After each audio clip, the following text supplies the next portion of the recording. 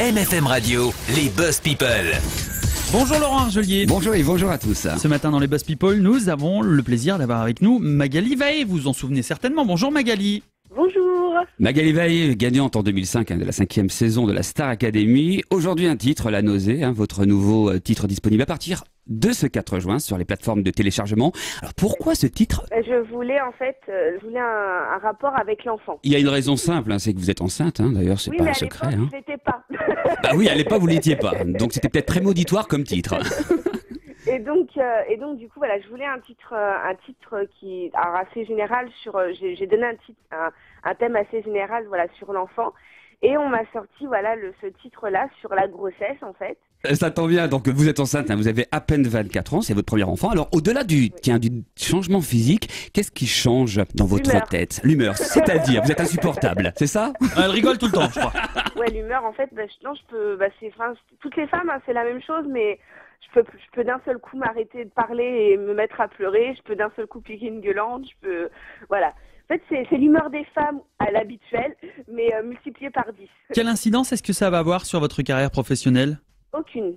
C'est-à-dire que je continuerai à faire mes concerts, à me déplacer, à enregistrer des singles. Ça m'empêche pas de partir en concert avec mon bébé. Ça changera absolument rien. Je ne me mettrai pas entre parenthèses pour mon enfant.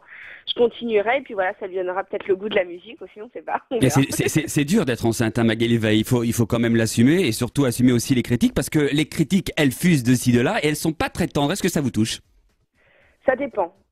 Le premier jour, ça m'a beaucoup touchée. À mon avis, j'avais une montée d'hormones importante. Je me rends compte aujourd'hui que la connerie, malheureusement, est vraiment présente sur cette terre. Et que, encore si on m'aime pas, ça je m'en fous. Mais sans prendre par contre à mon enfant ou au père de mon enfant ou au fait que je sois enceinte parce que c'est pour un coup de pub, parce que là c'est vraiment énervant et je comprends pas que les gens soient aussi calculateurs en fait. En même temps, vous devez être blindé parce que c'est vrai qu'à l'époque, lorsque vous êtes sorti de votre programme télé, ça a fusé à tout va. Vous avez dû traverser quand même des périodes sacrément difficiles, Magali Veil. Oui. Vous savez, les critiques, j'en ai eu depuis que je suis toute petite. Ça n'a pas commencé à la Starac. C'est vrai que ça a souvent été, depuis que je suis petite, ça a toujours été sur mon poids. Donc ça, c'est vrai que malheureusement, c'est vrai qu'avec la Starac, ça a été vraiment multiplié par 1000 parce que forcément, il y a plein de gens qui me connaissaient pas, qui s'y sont mis aussi.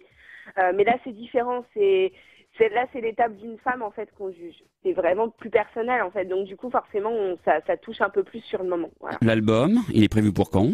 Pour la fin de l'année. Alors, il n'y a pas de date encore définie, mais ce sera pour la fin de l'année. Voilà. On vous remercie. Portez-vous bien, soyez heureuse et à bientôt. Merci, au revoir.